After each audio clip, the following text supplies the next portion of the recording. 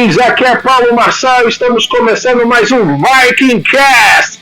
Hoje a gente vai começar uma série de programas, de 2 programas na verdade, sobre as obras de Tolkien. A gente vai falar sobre o Silmarillion hoje e no próximo podcast a gente vai falar sobre o Senhor dos Anéis. E aí, Paulo, mas por que você vai falar disso se não tem nada a ver com os Vikings? Aí que você se engana, tem muito a ver com os Vikings e por isso que a gente vai falar, tá certo? Então hoje aqui comigo está Ulisses Bastos da Modelo Design. Opa, Skol. Estou com a minha querida runomante Marcela Matuzzi. Hail! E para nos ajudar aqui eu estou hoje com o senhor Simon Tolkien. Hail, sir! Não, pegadinha do malandro! Se você quiser é nós.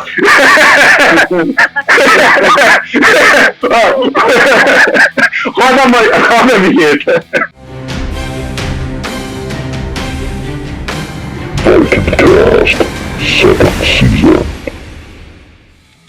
Voltamos!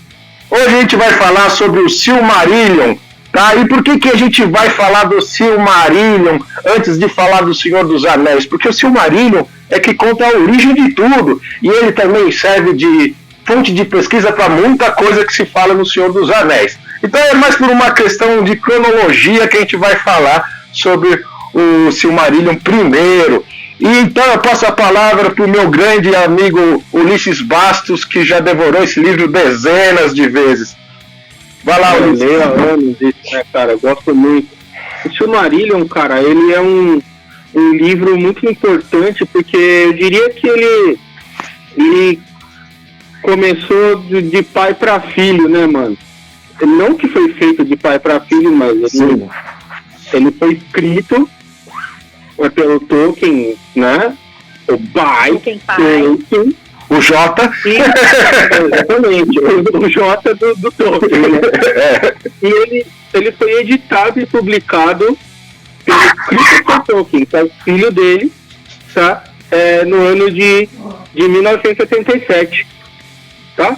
Então o Silmarillion, ele é basicamente um livro dividido em 5 partes. Se a gente for ficar aqui todo o tempo falando de Silmarillion e tudo mais, gente, o mundo do Senhor dos Anéis ele é muito grande. A gente não sai daqui essa década. Não é brincadeira. Isso a gente falando literalmente. É muita coisa, porque quanto mais você vai fuçando, mais você acha. E se você entra em simbolismo, então, que é o que a gente vai procurar não fazer aqui, aí acabou. Então hoje o nosso negócio é o seguinte: a gente vai falar um pouco dessas 5 partes, a gente vai para situar vocês, porque situar as pessoas no mundo do Senhor dos Anéis não é fácil, e no Silmarillion é mais difícil ainda, porque ele é dividido em eras. Então a gente vai ter que dividir esse livro em 5 partes, como ele foi escrito, para deixar uma coisa mais cronológica, bonitinha. E dentro dessas 5 partes a gente vai fazendo umas correlações com o mundo nórdico, né? E eu acho que dá até para falar do mundo nórdico, não só da mitologia nórdica, porque dá para classificar as Eddas como um livro de estudo, não só de histórias e mitologia. Então ele cabe ali como um livro de estudos sobre o mundo nórdico, ele cabe como mitologia nórdica, e ele cabe também como poesia, poema e afins, não é? Inclusive, então, né, o próprio Tolkien utilizou as Eddas como fonte, em muitos momentos que a gente vai falar aí durante o podcast, como realmente uma fonte de estudo mesmo para ele fazer os personagens que ele fez. Exatamente. Só uma coisa, tá, pessoal? Na verdade, as obras do Tolkien, né, principalmente o Silmarillion, né, eles foram inspirados nas Eddas, tá? Só que ele seguiu e teve de influência outras tantas religiões, outros livros guias. Então, assim, é uma obra bem complexa, bem rica, cheia de detalhes, né? Que traz tudo que ele vivenciou, estudou e gostava e transformou nesse mundo que hoje as pessoas amam, que é o mundo de Tolkien, né? Só um recadinho, né? A gente tá gravando via telefone por conta da quarentena, então tá cada um na sua casa, no escritório, tudo. E se vocês ouviram uns barulhos de patinhas e latidos, são minhas cadelinhas que hoje elas estão terríveis. De gatinhos. De gatinhos. Mas os gatos não fazem barulho, né? Pelo menos os meus. Agora os cachorros, meu Deus. Vai ver se eles não fazem. Então, pessoal, tenham paciência conosco e vem com a gente, né? Vem com a gente que vai dar certo. Exatamente. A quest segue. O mundo do Senhor dos Anéis, ele é um mundo, é lógico, um mundo fictício, né? Isso eu não preciso citar. Mas isso é muito legal porque ele espelha como Tolkien via as coisas na época dele. Se você prestar atenção, você vai conseguir se transportar lá para a época dele, como ele via as coisas. É mais um relato de coisas ao redor dele do que simbolismo, que era britânico, que era francês, que era... Então acho que vale soltar isso aqui. A estrutura dele é muito Tolkien simples. participou da Primeira Guerra Mundial, né? Exatamente. Então, eu acho que você tem muito ali a se aproveitar da visão de enxergar o mundo dele pelos olhos dele através do Senhor dos Anéis. O Silmarillion, ele é dividido em 5 partes, certo? Perfeito. O Ainur Dailé, né, que é a música dos Ainur, certo? Perfeito. Ela basicamente fala da criação do mundo, né? Né? Ele fala sobre essa criação.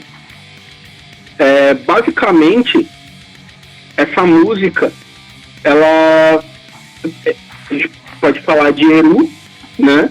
Ou Ilúvatar, como vocês queiram, né? E do pensamento de Ilúvatar saíram os Ainur. E esses Ainur tocaram uma música. E essa música deu origem ao mundo. É um verso até muito bonito, que ele diz mais ou menos assim, que no decorrer da música foi criada alguma coisa no vazio que não pertencia ao vazio. É uma parte que me marcou muito essa frase, é muito bonita, né? Uma esfera. E dentro dessa esfera queimava a chama imperecível, né? A música dos Ainur, ela tem correlação direta com o mundo nórdico, né, Marcelo? Ela tem a correlação direta justamente pela criação, né? A gente já pode começando a falar que Eru e Ilúvatar, se nós formos aí fazer a tradução, né, da linguagem Tolkien para nossa linguagem, Eru é único e Ilúvatar, pai de todos. Então nós sabemos que o pai de todos é Odin, entendeu? Então a gente já chega por aí. A música, né? A música do Ainur Dailé, ele trouxe justamente quando criou algo no vazio que não pertencia ao vazio, foi justamente a criação de Eia, né? Da terra, de Arda. E dali ele foi compondo tudo. Inclusive tem a Terra-média, que é Midgard. A gente pode chegar e trazer a essa correlação, né? Porque é importante até, gente, antes da gente continuar, muito importante que as obras aqui do Tolkien, que teve muito a ver com a mitologia nórdica, com outras mitologias e outras, né, crenças e tudo mais, a gente tem que levar em consideração que não é aquela correlação certinha, fulano... Aqui, ó, o Eru, no caso, Eru e Ilúvatar, ele tem a correspondência com Odin, mas também com outros deuses, né? De outros mitos de criação, se a gente for colocar assim. De outros panteões, né? Exato. Exatamente. A gente tem isso. E, inclusive, até do próprio cristianismo, se a gente for colocar. Então, a gente tem que levar em consideração que o Tolkien pegou muito na mitologia nórdica, até porque ele é inglês, né? Então ele trouxe muito dali, algo que ele gostava. Então a gente vê características, não é uma correlação direta, tá? A gente vê características da mitologia nórdica presente na obra em momentos. Isso é muito importante deixar, porque para não induzir, né, os leitores, os ouvintes, não, essa leitura é assim, porque isso aqui é exatamente isso. Não, gente, não é. São características. É muito importante a gente ter em mente isso. Eru Ilúvatar, né, faz de todos. Exatamente. E assim, Eia, que era a terra que foi criada, ela tinha lá os reinos dela. Tinha a própria Valinor, eu tenho para mim como Asgard, sabe? Nós temos ali Midgard, é a Terra-média, olha aí, Mid, do meio. A gente foi fazendo essas correlações, né? Inclusive é o mesmo nome, né? Midgard, né? Exato. Exato. Assim, a gente consegue observar vários pontos de vista, né, sobre isso, né? A gente até pode falar um pouquinho, né? Que assim, estudando um pouco de história, deixando um pouco de lado isso daí, né? A Inglaterra teve muita influência dos vikings, tá? Teve muitas invasões, os vikings governaram boa parte da Inglaterra. Depois, quando os britânicos finalmente se livraram dos vikings, vieram os normandos eram descendentes dos vikings, só que eles vinham da Franquia, né, que hoje é a França, lá da região da Normandia. Eles conquistaram a Inglaterra, né?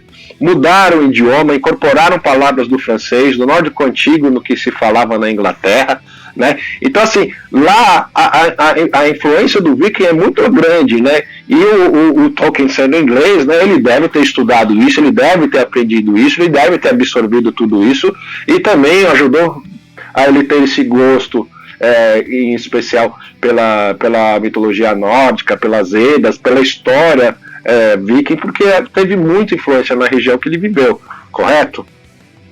Sim, ele era um estudioso. Professor e filólogo. Né? Exatamente. Ele era um estudioso de línguas, então a língua dele, sendo modificada pelos normandos, pelos vikings, como foi, para ele devia ser uma coisa louca, entendeu? Então, é evidente que as obras dele, elas vão ter aspectos ali, né? Vão ter aspectos, vão ter citações, vão ter inspirações. Não que aquilo seja, como a Marcela falou, seja literal, né? Exato. Não faz sentido, é o mundo dele. É a mitologia que ele criou. E criou em cima do conhecimento que ele tem. Aí, o idiota acha que não, que tem muita gente que acha que tem coisa que é criada do zero. Desculpa, amigo, se alguma coisa você viu ali para se inspirar naquilo. Sinto muito dizer. Tá? Então, já por essa premissa, a gente já segue aqui a nossa história, né? É uma outra coisa.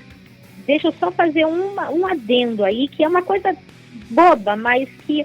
Não sei também se é boba, mas é uma coisa assim que muitas vezes passa batido, mas é o que traz um pouco da beleza do Ainulidalê. Ele é uma música da criação. A gente leva em consideração, inclusive, que na mitologia nórdica, né, a gente sabe, né, do quão antigo ali as religiões pagãs e tudo são, e que a gente sabe também que há muito tempo atrás tudo era passado de boca para boca, de geração em geração. E tudo que era feito, ou cultuado, ou dito, ou entoado, era tudo cantado. Boa parte era prosa e verso. Então, o Ainulidalê, ele é uma música, ele traz muito... eu acho que o que é mais bonito, eu acho que é o que encanta o leitor, que já abre o livro com isso, é justamente esse resgate da música, tá? Como uma forma de conexão. Eu acho isso muito interessante, porque isso é muito presente, claro, em outras religiões também, mas como aqui a gente está falando da mitologia nórdica, é muito importante na mitologia nórdica. Então eu acho que vale a pena fazer essa citação aí. Exato. Eu acho era muito importante na mitologia nórdica, era muito importante na mitologia celta. Para você formar um druida, levava o que? Era 27 anos, 19 a 27 anos para você formar um druida completo, porque tudo era cantado.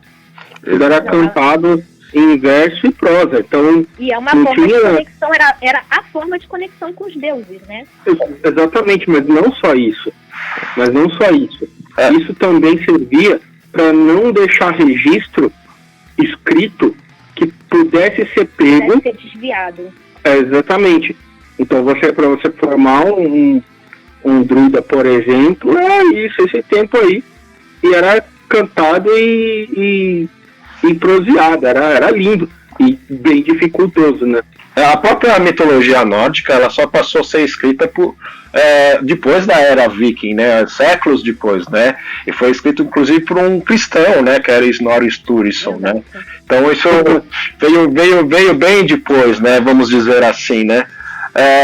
Falando já tem muita modificação, né? No mito da criação, né, disse do verbo também, né, se não saindo um pouco do Tolkien, né, do verbo, né, que tem até rua que chama o verbo divino, né, que é a partir dali que se criou, né, então assim, tem essa correlação. No caso ali ainda é mais interessante, que são músicas, né, que criaram e começaram a fazer as coisas surgir, né. É verdade. É importante colocar aí também que todas as obras, não é só no Silmarillion, todas as obras do Tolkien, o Tolkien ele era católico. Então a gente tem essa presença cristã, né? Do verbo, do falou e fez-se, dos Anu, dos santos, do bem e do mal. Tudo isso isso está presente de uma maneira assim muito forte em todos os livros, entendeu? Não tem deuses, só tem Eru e Ilúvatar. Os Ainur não são deuses, eles são, se a gente for colocar no cristianismo, seria os santos, os anjos, que fossem, são sagrados. Ainur quer dizer, os Valar quer dizer sagrado, né? Ainur são os poderes do mundo, né? São os espíritos imortais, exatamente. Exatamente. Então, basicamente, eles saíram do pensamento do pai.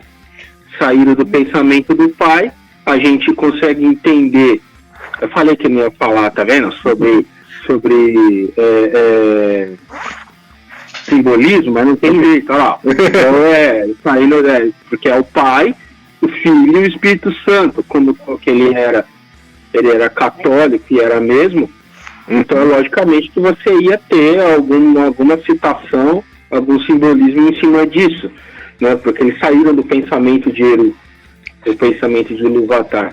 Essa é a primeira parte do... Quer falar, Paulo? Não, se você for pensar, né, assim, friamente, né, o que o Tolkien pode ter feito, né, ele pegou várias explicações sobre a criação de diversas religiões, né, para não ter nenhum tipo de problema ou sardinha ou briga, ele misturou tudo e criou novos nomes, né? Então, novos personagens, novos planos, novas terras, né? E criou o que seria talvez a Gênese perfeita, né? Vamos dizer assim, né? Então ele fez de uma outra forma, né? Então, assim, a gente pode entender os livros de Tolkien, né, em especial o Silmarillion, né, que como o livro talvez da Gênese, né, mas de um formato mais, vamos dizer assim, completo, mais holístico, né? O Ainur é a própria Gênese. O Ainur é a própria Gênese mesmo, é a própria Gênese. Exatamente. Bem por aí. E aí, essa primeira parte, né, Ainur é um saco de falar, mas essa é a primeira... é um terror de falar. Por isso que eu falo, cara, língua de elfo é uma desgraça. Mas ok. Essa é a primeira parte, né? O que leva a gente para segunda parte, que é o Valakenta, certo? Que aí se trata basicamente do relato dos Valar, que descreve os Valar e os Maiar, que são basicamente os seres que moldaram o mundo pela sua própria escolha, porque eles entraram em Iá porque eles quiseram ir. Eles foram para lá para ser um aspecto de Iá. Então, como o céu, como a terra, como o mar, eles escolheram ser desse jeito. Por isso que no Silmarillion, ou no mundo do Senhor dos Anéis, não tem inocente. Entendeu?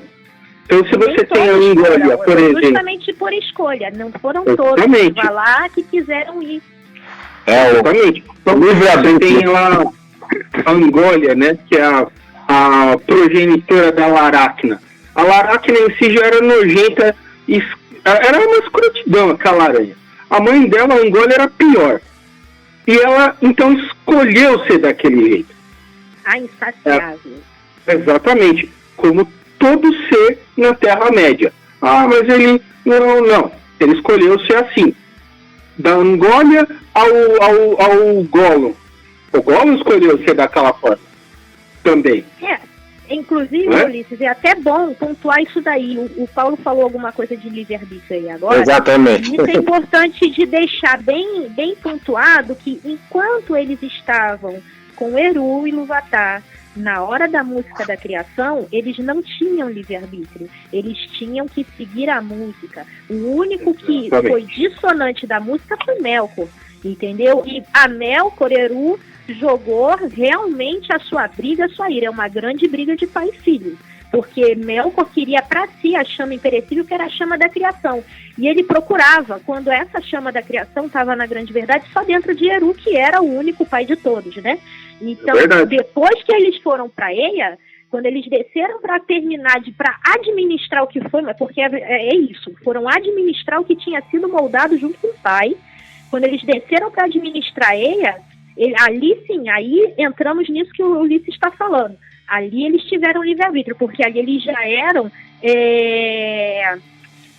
eram nativos, né? Eles já estavam naquela terra. Então ali para eles foi concedido o livre-arbítrio dentro do que eles sabiam que era o certo e o errado, segundo a visão de Eru e Ilúvatar, né? Tem uma passagem, Marcela, que fala dessa parada de livre-arbítrio, que ela é a seguinte: dentro da música, enquanto a música estava sendo tocada pelos Ainur, essa música, em dado momento, ela começou a destoar, como você disse, e era o Melkor. No primeiro momento, alguns outros Ainur, eles ficaram receosos, eles ficaram temerosos, outros gostaram e tal. E aí, Ilúvatar, ele então começou a tocar música junto com os Ainur, mais alto, com acordes e a ressonância dele era muito alta. De forma a abafar a dissonância de Melkor, né? Exatamente. E aí o que ele fez? O Melkor, ele tocou então uma melodia extrema que ela ali descreve como se ela tremesse por dentro. Ela era agressiva, E então o pai dele, o Ilúvatar, tocou uma mais alta ainda. E o Melkor então elevou a música dele, deixando ela mais destoante ainda. Nesse momento, o pai, Ilúvatar, se levantou e ergueu a mão esquerda. Ele ergueu a mão esquerda. E nessa hora, a melodia dele foi extrema. Mas ela não era uma melodia que contra-atacava a melodia do Melkor. Porque a melodia do Melkor era isso. Ela era violenta. A melodia do pai, não. Ela absorvia a melodia do Melkor. E incorporava a melodia do Melkor. O que, se a gente for pensar, é muito mais assustador do que ela simplesmente combater, sabe? E aí, o Ilúvatar falou uma coisa que foi espetacular. Ele disse: tu, Melkor, faz uma música distoante a minha.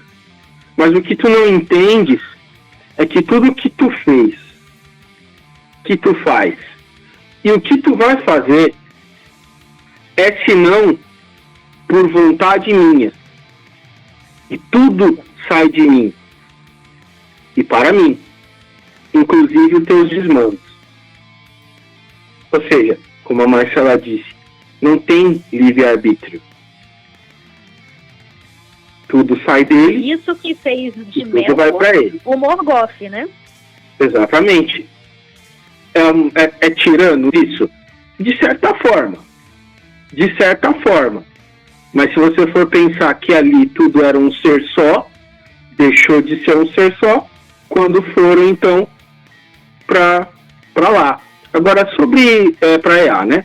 Agora, sobre os Ainur, Marcela, são, sabe, os elementos nos Valar e Maiar e tudo mais. Você quer explicar o que é Maiar e Valar? Porque ele está falando aqui de Maiar e Valar e blá blá blá. O pessoal vai ficar bugado aí. Os Ainur, pois é, os Ainur são os sagrados. Justamente são esses elementos, né? Esses seres, né, sagrados, vamos botar até assim, fica mais fácil. Os seres sagrados que saíram da cabeça de Ilúvatar, como o Bastos aí falou, né? Então, o que acontece?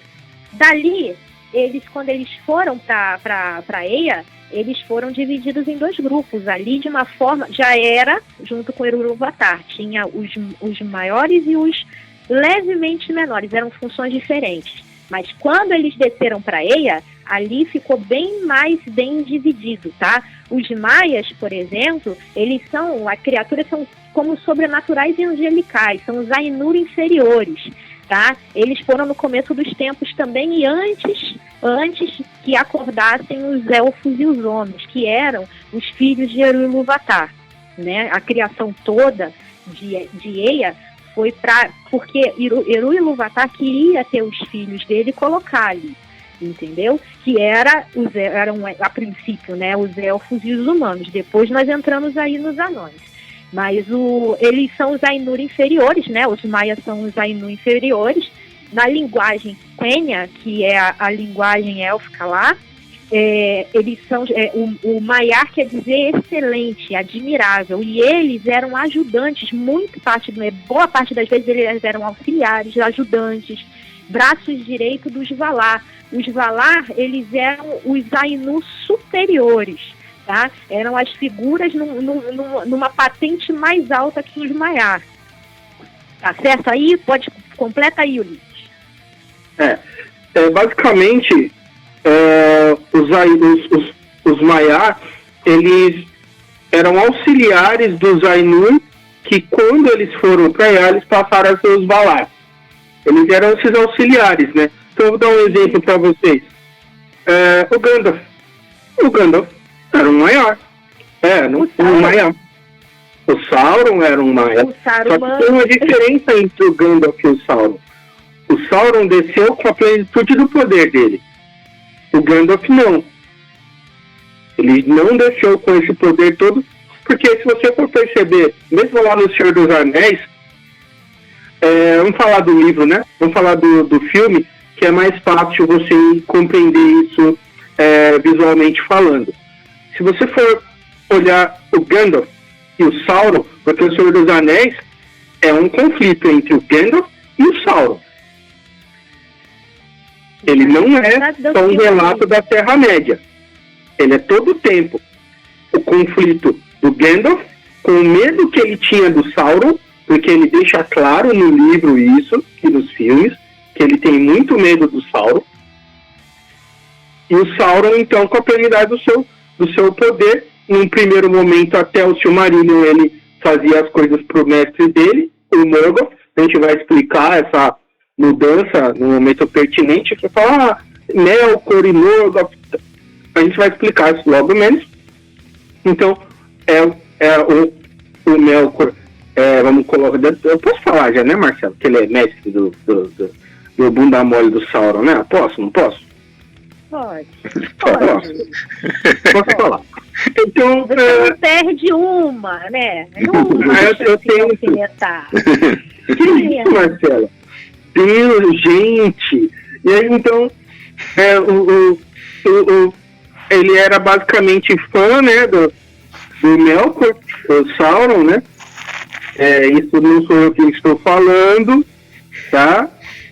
E ele, então, depois que o chefe dele foi pro quinto dos infernos, ele, então, passou a ter as vontades dele, que diz uma amiga minha que ainda tentando fazer uma coisa pelo amor da vida dele, que era o Melkor, né?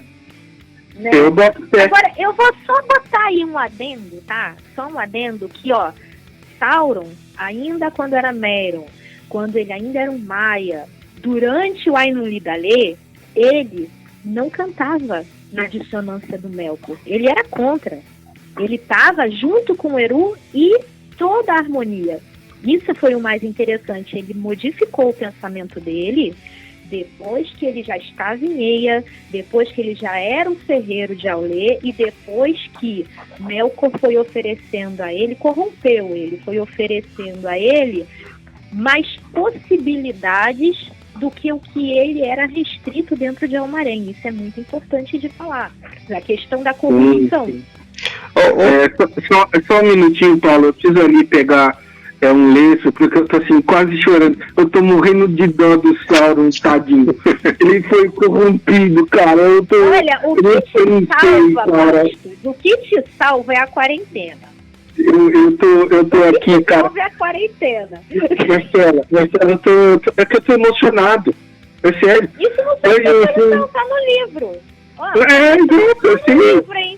Eu não estou colocando nada aqui, mas vamos voltar ao que interessa. Vamos voltar aqui ao Bola Quenta. Você tá vendo, Paulo? A distância fica. Vamos voltar ao Bola Quenta. Só uma questão. Vocês acham que, por exemplo, essa relação do Melkor com o pai dele seria alguma coisa próxima à relação, por exemplo, que Deus tinha com Lúcifer, ou Odin com Loki, por exemplo?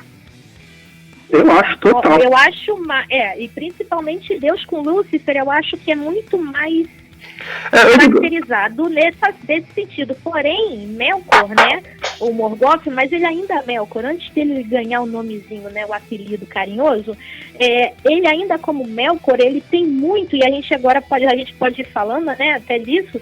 Melkor tem muitas atitudes de Loki, em vários momentos, a questão de fazer as intrigas, de pegar e fazer as coisas vendo o seu próprio benefício, ferrar a vida dos outros, sabe? Tudo isso tem muito a ver. Eu acho que sim, porque existe esse antagonismo, né, que ele gera, essa vontade de afrontar, de querer tirar vantagem às vezes, né? Eu acho que tem essa relação. Mas aí já né? mudou um pouquinho, muda um pouquinho de figura, porque ele ficou, vamos botar assim, Melkor ficou revoltado com a briga com o pai. Vamos botar assim de uma maneira muito popular. Só que depois que eles desceram para Eia, quem tomava conta era o irmão dele, Manwë. Manwë não era o mais poderoso. Melkor era o mais poderoso, porém Melkor era rebelde. Uhum. Então ele teve o problema com o pai, então não foi ele que ficou no comando de Eia, como administrador principal. Foi Manwë, entendeu? E aí, ele e Manwë tinham muitas intrigas.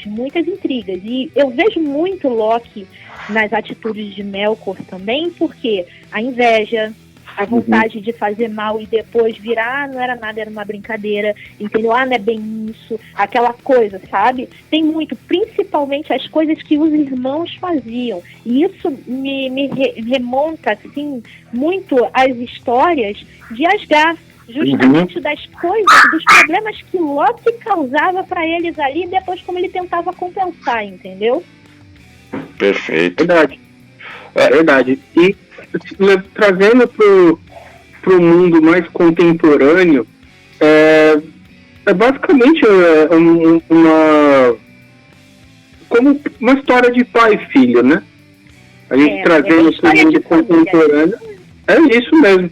Depois a gente pode até falar para vocês, pessoal, sobre fazer um podcast, se vocês quiserem, sobre os Maiar e os Valar, porque isso come muito tempo e tudo mais, né? É muito complexo.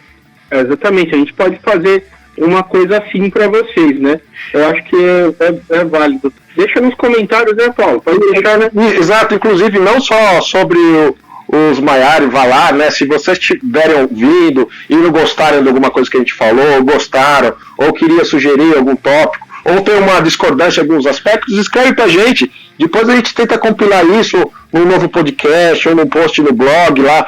Convida vocês para participarem também, o que é legal, né? E o mais importante aí, Paulo, o mais importante é que a gente não pode esquecer, isso aqui é muito denso, é uma coisa muito vasta. A gente com certeza vai esquecer de colocar coisa aqui que às vezes vocês queriam escutar, achava que era importante e não foi dito. Bota lá pra gente também.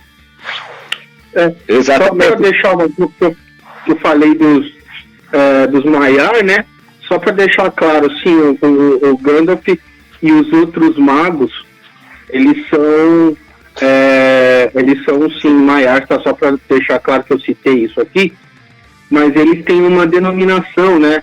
Os Istari, mas de qualquer forma, o Gandalf como Maiar, ele é o Lórien, certo?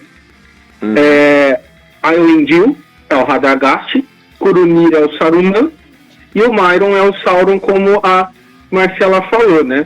Tem um Ronstam e Morinstar, que são os magos azuis.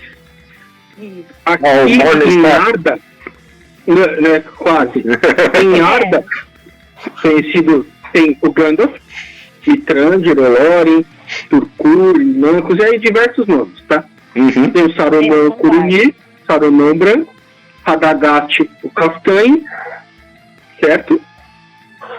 Alatar e Palando, que são os dois magos azuis, tá certo? E eles são chamados de Istari, né? Na Terra-média. Já na Terra-média, porque Arda e, no caso, Ea, a Terra-média foi criada depois, tá? Bem depois. Né? Terceira era lá, Terra-média foi criada, tá? Agora, posso fazer um adendozinho aos Istari aí, que é muito interessante também. Os Istares, eles têm aspecto semelhante aos homens, gente. Então, eles possuem maiores capacidades físicas e mentais. E justo isso cruza também com a nossa questão aqui na mitologia nórdica, que os deuses caminhavam entre os homens.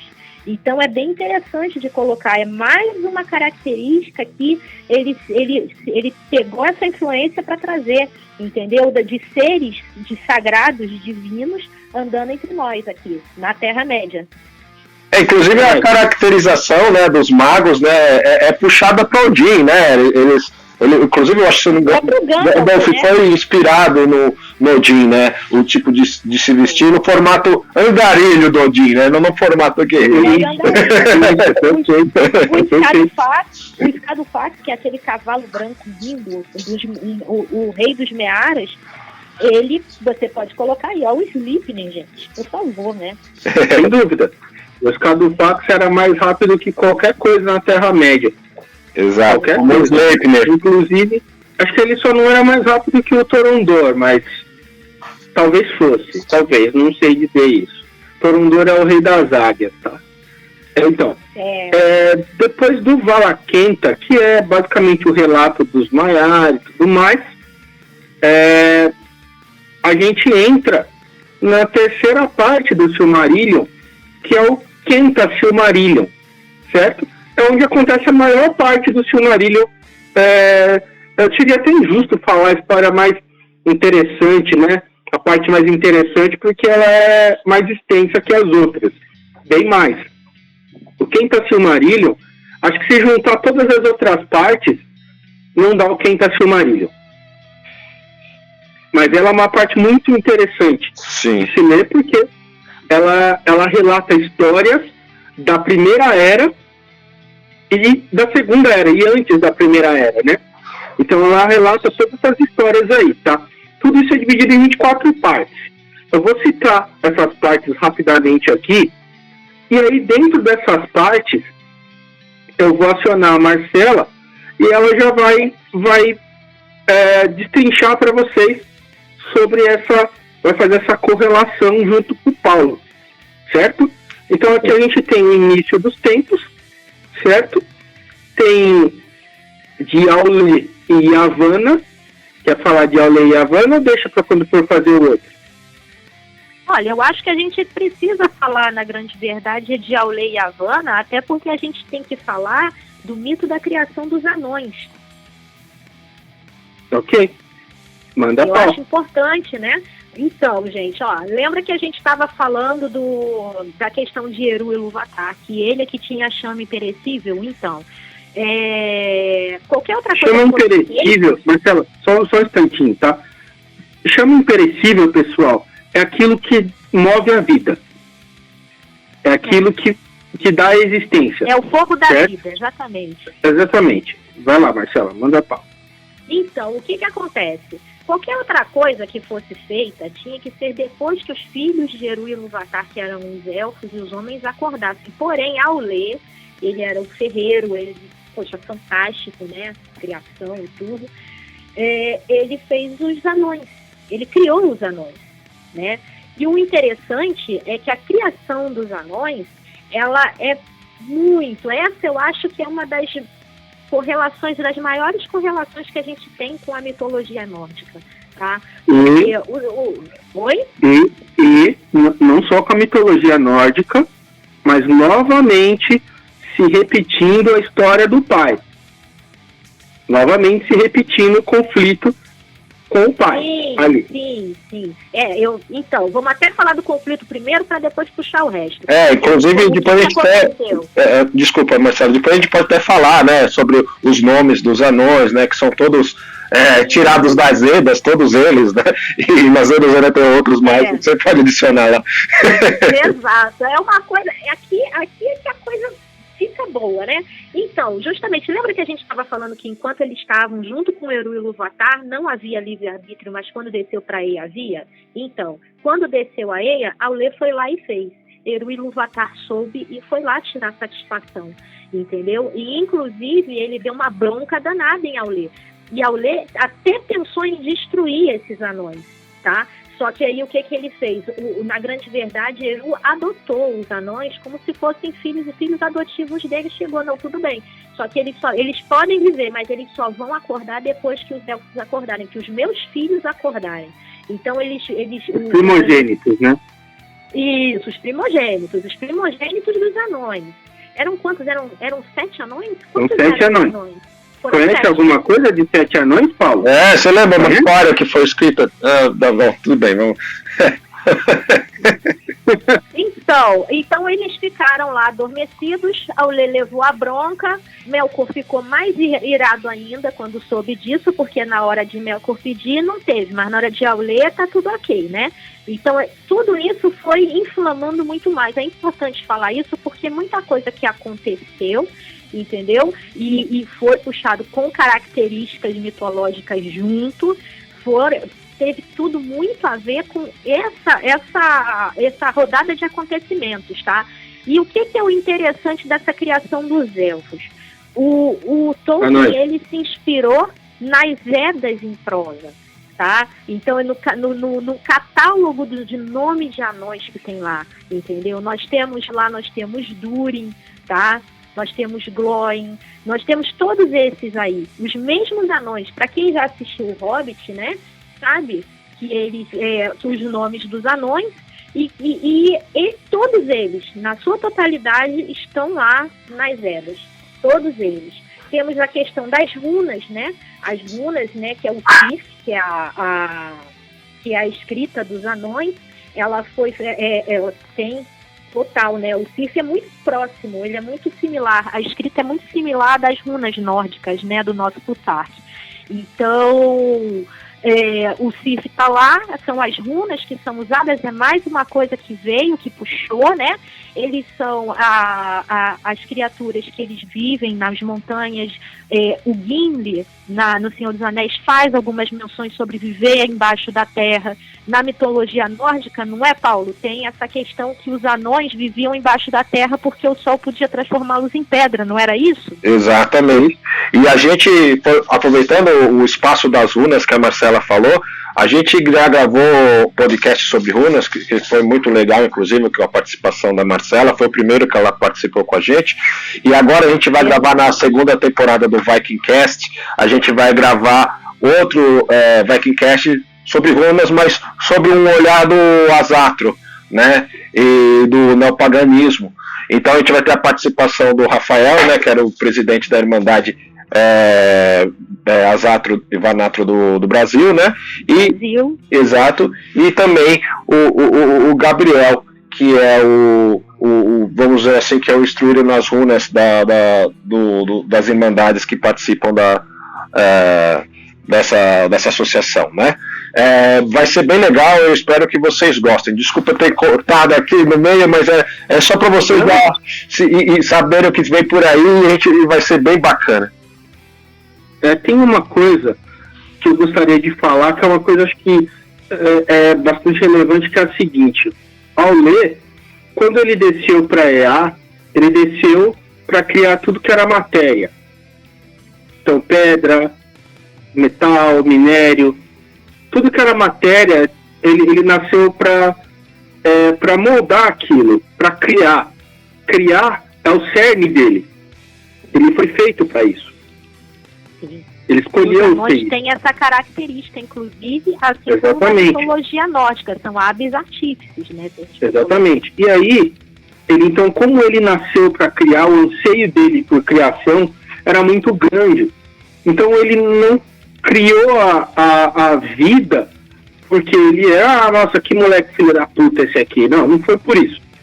Foi porque o cerne dele, o que ele era criar. Então ele criou. E ele criou os anões em espelho a EA naquela época. O Arda, né? Ele criou os anões para serem resistentes, porque eles são feitos de pedra e madeira. Eles são resistentes como a terra.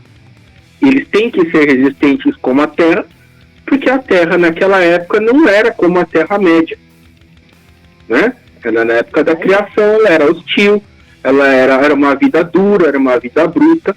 Então, os anões foram criados para sobreviver àquela terra. Então, veja bem, será que isso tem alguma coisa a ver com Vikings? Se a gente aproveitar, inclusive, para trazer para uma cultura pop, que eu acho que é mais acessível para todo mundo, né? Se vocês assistiram os filmes do Thor, né? Quem forjou o Stormbreaker lá foi um anão. E possivelmente foi quem na história também forjou o Mjolnir, né? E no Senhor dos Anéis, cabe aos anões também forjar algumas das armas, né? Sim, os anões forjavam as joias também, eles faziam de joias, mineradores. Então, na mitologia nórdica, eles viviam em Nidavellir, né? E na mitologia de Tolkien, vamos botar assim, na mitologia de Tolkien, eles viviam nas profundezas das montanhas. Eles eram senhores supremos nas montanhas, não era isso, Ulisses? Exatamente, eles viviam nas montanhas, sobre as montanhas azuis, eles viviam sobre Moria. Então eles têm, exatamente, eles sim são mineradores e criadores de primeira. A primeira cota de malha de Mithril, que já na época do Senhor dos Anéis já era difícil de ter, eram os anões que moldaram. Eles uniam anéis de metal e eles forjaram o Mithril. Forjar Mithril não é fácil. A mina de Mithril, inclusive, era de Balin, não era? De Moria, não era isso? Exatamente. Balin, inclusive, é um dos nomes que está dentro desse catálogo de nomes de anões nas Edas Poéticas. E isso é muito interessante. Ó, nós temos o Oin, a gente tem o Bombur, a gente tem o Dori, a gente tem o Thorin, Fili, Kili, todos eles estão aqui. Verdade. Então, essa segunda parte, essa segunda citação dentro do Quinta Silmarillion, que é de Aulê e Yavanna, depois a gente pode voltar aqui e falar mais sobre Aulê e Yavanna, que é bastante interessante, tá? A gente tem da chegada dos elfos e do cativeiro de Melkor, né? A gente pode chegar aqui também. Árvores. Exatamente. Os elfos, cara, eles são os primogênitos, né? Então eles acordaram, né? Na beira do lago. Eu me esqueci o nome ali daquela região. Eu posso lembrar logo mais, a gente deixa na descrição, alguma coisa. Eles acordaram ali e, se eu não me engano, o número deles era 22. Tá? Ô, Ulisses, é só pra falar uma bobagem, que você tinha falado dos 7 anões, né? Me remeteu a outra coisa, né? Que aí eu fui aí a gente tava falando do Kenta Silmarillion, né? Aí me lembrei do Jaspion, cara. Tem um episódio que o Jaspion fica gritando Kenta, porque o moleque sumiu. Aí ele, Kenta!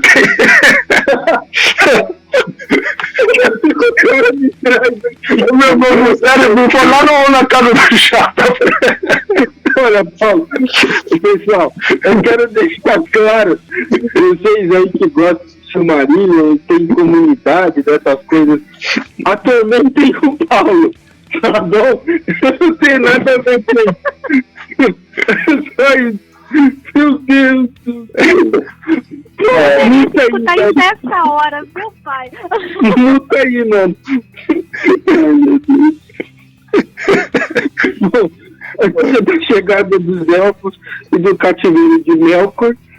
Foi a primeira vez que o Melkor ele foi afrontado diretamente pelos Valar. Tem de Thingol e Melian também, que é uma coisa que liga diretamente aos anões, e não só aos anões, mas ali foi a ruptura da amizade entre anões e elfos. Exato. Já vou dizer aqui de antemão, eu acho Thingol um imbecil, certo?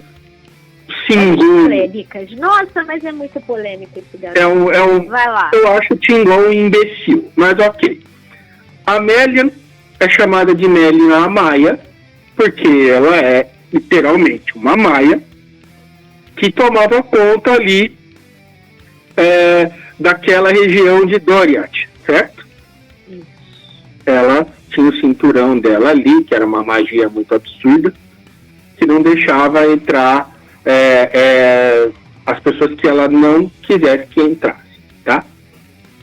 E o Thingol, ele é um dos elfos primordiais, ou seja, um desses elfos, dos primeiros elfos que acordou ali, na beira do lago, e foi buscando, andando e encontrando outros elfos. Thingol é um desses. Alguns deles se perderam nas matas, porque não tinha luz naquela época, tudo era escuridão, por isso que os elfos eles tinham Night Vision. Marcelo, eles eram providos de Night Vision, Marcelo. Aí você lembra do Legolas olhando assim, né? O Aragorn perguntando, Legolas, o que seus olhos de elfo veem? Pode crer, Night Vision. E aí, então, naquela época não tinha isso, né? Não tinha sol. Então, alguns elfos se meteram no meio do mato e o Melkor pegou esses elfos, certo? Deu uma zoada nesse pessoal aí. E o Thingol foi pego pela Melian. Eles ficaram se olhando por muitos anos. A Melian deu uma certa transformada no Thingol, né? Proveu o Thingol com poder, né? Ela fez isso com ele e fez ele ser rei ali daquela região de Doriath, né? O estúpido do Thingol. Teleri, não era isso? Foi? Ali era os Teleri, não era isso? Exatamente.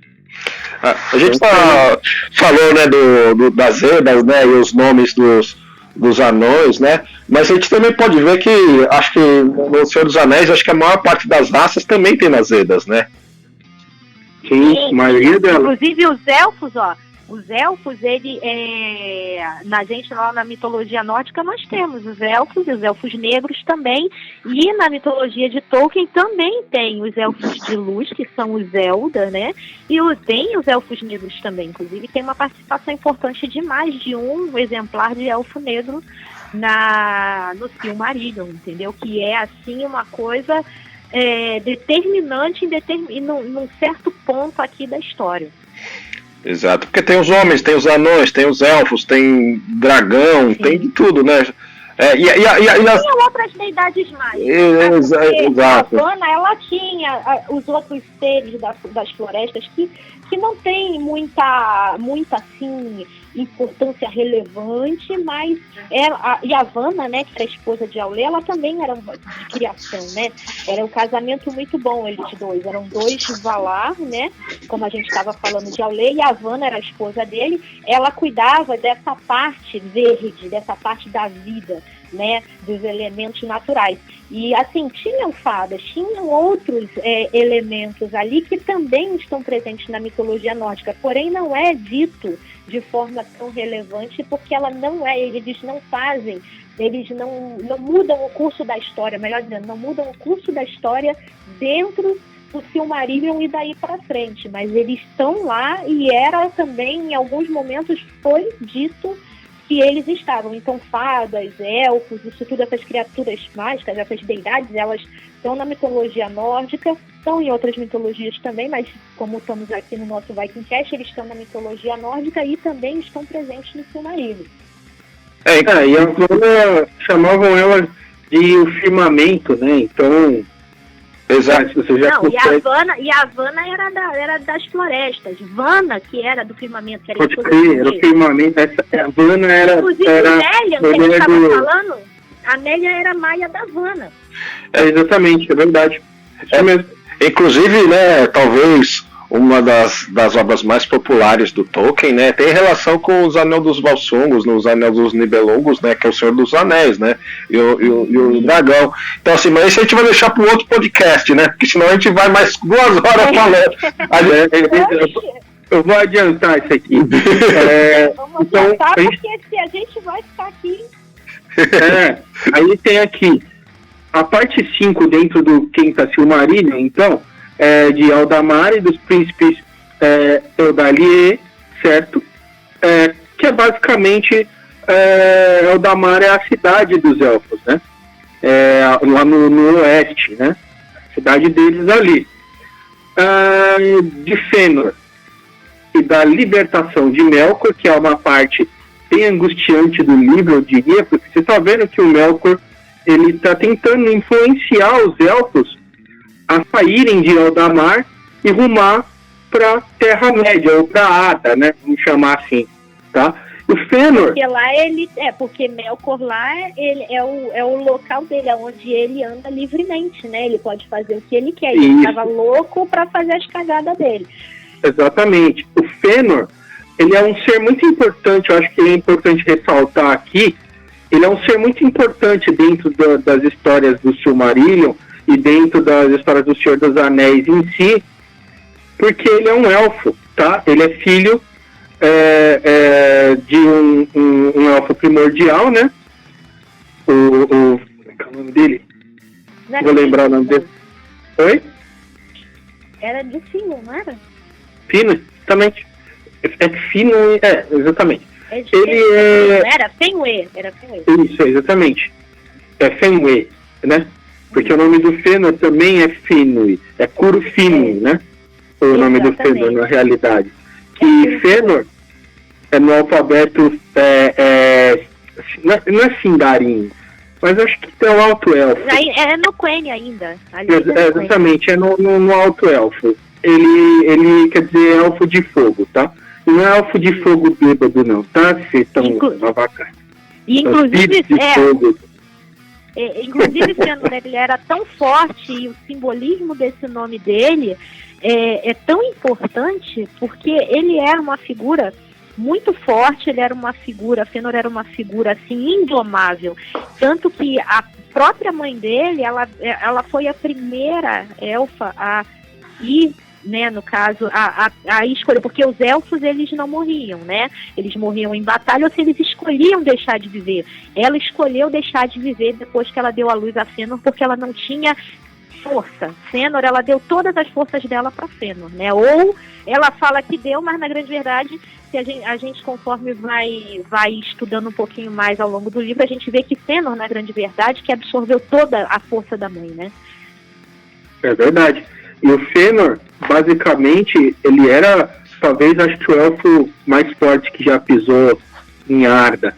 ele é responsável pela criação da Silmarils, certo? Ele é responsável, então, pela criação da Silmarillion, né? De uma Silmarillion, que seja, mas ele é responsável por todas elas, criação de todas elas.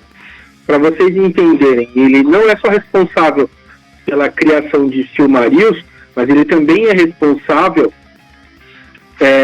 pela criação do alfabeto fënoriano. O alfabeto fënoriano também saiu das runas nórdicas e tem algo ali também relevante aos celtas, mas é mais puxado para os nórdicos, acredito eu, né, Marcelo? O Tengwar, ele inventou o Tengwar, né? Que era a escrita, a escrita Noldorin, né? Que na grande verdade o Finwë, ele era o alto rei dos Noldor. E esse pessoal é porque tinha o pessoal do Tingol e tinha o pessoal do Finwë, né? O pessoal de Finwë, o Fëanor era o príncipe dos Noldorin, né? Até novamente, depois ele virou um dois, mas a princípio ele era o príncipe dos Noldor, né? Ele era muito inteligente, né? Ele era até os Valar gostavam muito dele, no início falavam muito bem dele, porque ele inventou o Tengwar, o próprio idioma, né? O Noldorin, o Quenya, né? Ele começou a dar nome, né? As coisas. Ele começou a nomear. Ele é o responsável por nomear tudo, né? Vocês se lembram lá no Senhor dos Anéis, aquela bola que o Saruman usava? Existiam algumas daquelas. É verdade, ele criou a Palantir, né? Foi uma das criações do Fëanor, a Palantir, ou seja, aquilo ali que vocês viram no filme é uma peça ancestral, gente. É uma peça ancestral e ver aquilo ali... Lembra que o Gandalf até fala pro Saruman no filme, o pessoal que leu e viu o filme, que ele fala: as pessoas não sabem do paradeiro de todas as Palantir, porque ela é muito antiga e muitas se perderam. Exatamente. Agora imagina uma peça criada na era na primeira era lá, cara, durar até a terceira era, tá maluco, é muita coisa. E assim, pessoal, a gente já tá com um pouquinho mais de 1 hora de Vikingcast, né? Então a gente vai caminhar agora para a fase final do assunto, né? Senão a gente vai ficar assunto para 12 horas, né? Se a gente deixar correr, né? Mas, assim, pensando no que vocês estão falando, né? Se a gente pensar por exemplo, pegando a cultura pop de novo de exemplo, né? Nos Avengers também tem alguma coisa relacionada, né? Com aquelas pedras do poder e etc, né? Elas têm sim, né? Os Avengers a gente pode relacionar diretamente com as... Ai, meu Deus do céu, como é que é o nome ali? Com as joias. As joias do infinito. Com as joias do infinito, perdão. Dá para relacionar a Silmaril sim com as joias do infinito, sem sombra de dúvida. Uma hora a gente pode fazer um podcast sobre isso sim, Paulo. É interessante. Dá para relacionar. De relação também. Porque assim, tudo gira em torno de uma esfera central, né? Inclusive da mitologia nórdica, né? Então sai muita história dali, né? Então a gente consegue muitos autores, muitas coisas, vamos dizer assim, da contemporaneidade se inspiraram nessas mitologias, não só na nórdica, né, como na celta e outras tantas por aí, né? Isso é muito rico e a interpretação disso é o que gera conteúdos tão diversos, né? Hoje em dia tem lá o Neil Gaiman fazendo um monte de livros, série de televisão. Era isso que eu ia falar, o Neil Gaiman segue muito essa linha de raciocínio de mesclar conhecimentos, né, de mesclar coisas de várias origens nas suas obras, né? Isso é muito interessante. É verdade. Pode ser provavelmente o sucessor do Tolkien, né, nesse sentido, né? Pode falar, Ulisses. Eu pensei nisso, mas não tive coragem de falar. É polêmica, aqui é polêmica. Como o Paulo puxou, né? Aí a gente já fala, né? Deixa só eu terminar, só rapidamente essa parte, posso? Não, tem que terminar mesmo, pode falar. Então aqui, ó, de Fëanor e da libertação de Melkor, da Silmarils e da inquietação dos Noldor, do caso de Valinor, da fuga dos Noldor, do Sindar, do Sol e da Lua e da ocultação de Valinor, dos homens, que basicamente o Sol foi criado para preparar a vinda dos homens, né? Exato. Da volta dos Noldor, de Beleriand e seus reinos, dos Noldor em Beleriand, de Maeglin, da chegada dos homens ao oeste, da runa de Beleriand e da queda de Fingolfin, de Beren Lúthien, da quinta batalha, o Mirdaed Arnoediad, de Túrin Puramba, que puta merda, né? Da destruição de Dória, de Túr e da queda de Gondolin, que é, assim, um ponto chave, porque Gondolin é a última cidade élfica, né? Em pé, foi a última a ser destruída. E da viagem de Aerindil e da Guerra da Ira, tá? Que basicamente a gente vai ali fala da pré-criação de Númenor, né? Da onde saíram os Númenorianos, que é basicamente são os ancestrais humanos, né? Exatamente, eles não são humanos, exatamente, né? São Númenorianos, né? Exatamente, são Númenorianos, que é de Calabete, que é a queda, tá vendo? Já é uma parte ali, e a última parte é dos Anéis do Poder e da Terra-média. Assim fecha basicamente as 5 partes do Senhor dos Anéis, que ele do Silmarillion, né? A divisão, a estrutura dele é feita assim, sendo que nessa última parte do Senhor dos Anéis, dos Anéis do Poder, perdão, e da Terra-média é uma breve narrativa do Senhor dos Anéis ali, daria para colocar como introdução ao Senhor dos Anéis, talvez. Um prefácio. Exatamente. É bem prefácio mesmo. Na verdade é um prólogo, né? Na verdade, eu acho, né? Os Anéis pro Hobbit, né? Porque nós temos ali no Silmarillion, né? Aí apanhado nesse resumão, a gente tem outros elementos nórdicos que estão aí, que são os dragões, e os dragões, eles têm por exemplo, o Glaurung, que é o dragão mais conhecido, o Smaug, que é o dragão que ficou super popular, né, por causa do Hobbit. Ele ele é filho de Glaurung. Glaurung, ele foi uma das criações de Morgoth, né, Melkor já como Morgoth.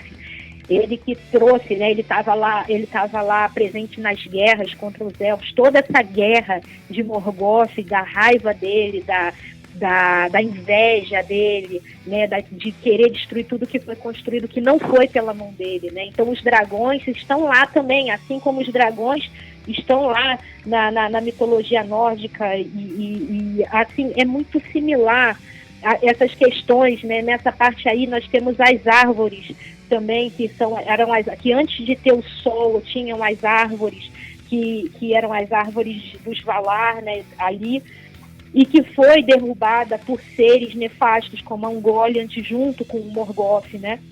E isso é importante porque a gente tem ali justamente a representação da Yggdrasil. E como vamos botar assim, os vermes de Arda destruíram, porque eles secaram as árvores, né? Secaram a ponto de destruir, não ter como, né? Isso é muito importante colocar, porque quando está próximo durante, né? Tudo que antecede o Ragnarok, a gente pode pesquisar e dar uma olhadinha ali com carinho, que os dragões, e principalmente um que é o Nidhogg, ele está lá roendo as raízes da Yggdrasil, justamente preparando para o Ragnarok. Então, tem essa parte, né, das forças do contra, vamos colocar aqui, que tem assim a sua própria agenda mais para frente. E isso está muito presente também no Silmarillion. Basicamente é isso, né? Os dragões a gente pode representar mesmo como Ungoliant e o próprio Melkor naquele patamar onde ele está ali, porque ele quer coisas que ele não precisa, ele faz coisas que ele não precisa fazer, sabe? Coisas que ele não precisa ter, porque ele já é um deus, vamos colocar assim. Ele não precisa de Silmarillion, ele não precisa de nada. E ele é como os dragões da mitologia. Eles querem a virgem que eles não podem ter, eles querem o tesouro que eles não precisam desfrutar. É basicamente isso. Quando a Angólia e o Melkor destruíram Laurelin e Telperion, é justamente isso que você está falando, é o prefácio da Ragnarok, porque foi, sim, o que deu origem à guerra dos Noldor contra o Melkor, né? Sim, e se vocês me permitem só mais um último adendo complementar nessa questão aí, nos aspectos de Loki ao longo da obra, claro. o Loki, vocês lembram que o Loki, ele tinha muito esse negócio de fazer as coisas e depois recompensar com presentes maravilhosos, né? Quem ele tinha feito alguma coisa. E aí me ocorreu o quê? Em um momento mais à frente, próximo da Forja dos Anéis, Sauron estava deixa eu colocar, Sauron podia mudar de forma, e ele estava com uma forma que aquelas pessoas não conheciam. Ele se chamava Anatar, e o nome dele era Anatar, o Senhor dos Presentes. Entendeu? Por quê? Porque ele fazia... toda a história do Anel da Forja dos Anéis é interessante, porque ele deu o anel para todo mundo, e aquilo foi visto como um presente maravilhoso. Aquilo foi feito junto com o Celebrimbor, que era neto, não era? Do Fëanor, não era isso? Isso. Ulisses. Ele era neto, um Noldor. né? Ele era neto do Fëanor, ele era de linhagem direta.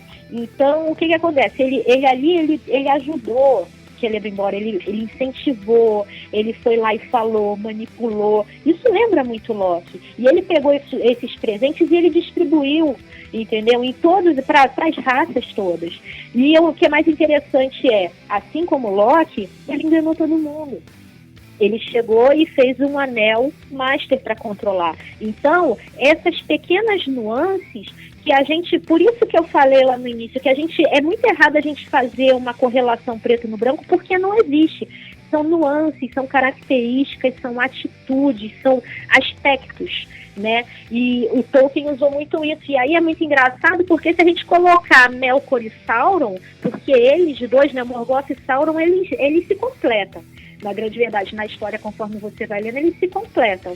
Porque um executa a parte X e o outro executa a parte Y e completa. E os dois, eles trazem aspectos diferentes de Loki. Diferentes, mas também se completa se você pegar o conjunto da obra. É muito interessante. Não, o Sauron foi o primeiro general do Melkor, né? Ele foi o primeiro general. Ele foi o primeiro, né? Depois dali... vieram outros, mas eu acho que são inferiores ao Sauron, assim, olhando. Então, o Silmarillion, Paulo, ele é dividido nessas 5 partes, tá? Então, ele, basicamente, com isso, a gente conseguiu abranger desde a primeira era até a terceira era ali, tá? Que é onde entra já o Senhor dos Anéis, né? Que passa ali já na terceira era. Tá? Pode falar mais pra frente, a gente pode gravar um podcast a respeito, né? Perfeito. Exatamente. Então vamos aproveitar que a gente já tem mais quase 1h15 aqui de VikingCast. Eu espero, pessoal, que vocês tenham gostado, que a gente tenha conseguido esclarecer algumas coisas sobre o Silmarillion, sobre as obras de Tolkien. De verdade, eu quero agradecer o Ulisses pela participação, a Marcela também. E é isso aí. Tem mais algum adendo, pessoas? Só tem mais um adendozinho, cara. Sim. Pessoal, acompanhe as lives da Modelo Design, né? A gente está fazendo live aí toda semana. O Paulo, inclusive, participa delas junto com o professor Emílio. Tem o Dica de Arte, que é um outro programa também que ele sai semanal da Modelo. E tem o MDcast, que ele tá mensal, ele é um programa mensal, ele é um podcast, tá? Ele tá aí nos principais agregadores de podcast, o MDcast, e é basicamente essa dica que eu dou para vocês na quarentena. Então, ó, tem dica de arte, tem live, tem podcast, Vikingcast, tem MDcast, cara, não falta coisa para você fazer aí, tá? Não certo? precisa sair de casa. Exatamente. Hashtag fica em casa. Tem basicamente. Aí. E na Livros Vikings tem bastante conteúdo para leitura para vocês. Marcela, quer falar alguma coisa? Ah, sim, vou voltar a reforçar aqui. Isso é muito conteúdo. Eu sou apaixonada, Ulisses também, Paulo também adora. A gente ama Tolkien, ama. E é muita coisa. Como falamos desde o início, a gente levaria aqui a década falando. Então, com certeza, deixamos muitas coisas de fora. Por favor, pessoal, ponham lá nos comentários o que vocês queriam ter visto, o que vocês queriam ter escutado, façam os seus adendos, coloquem curiosidades e a gente vai dar uma olhada nisso daí e vamos ver, porque de repente esse conteúdo que vocês trouxerem pra gente nos comentários, quem sabe a gente não grava mais um podcast. Exato. E se vocês, por exemplo, tiverem algum texto escrito, algum livro que vocês escreveram, algum conto, manda pra gente, tá? Que a Livros Vikings está recebendo originais. Então, você pode acessar lá www.livrosvikings.com.br/public e lá tem todas as informações que você precisa e aí a gente faz um nível de qualidade para vocês. Tá certo? Então, esse aí foi o Vikingcast de hoje. Espero que vocês tenham gostado. Até a próxima, pessoal. Skál!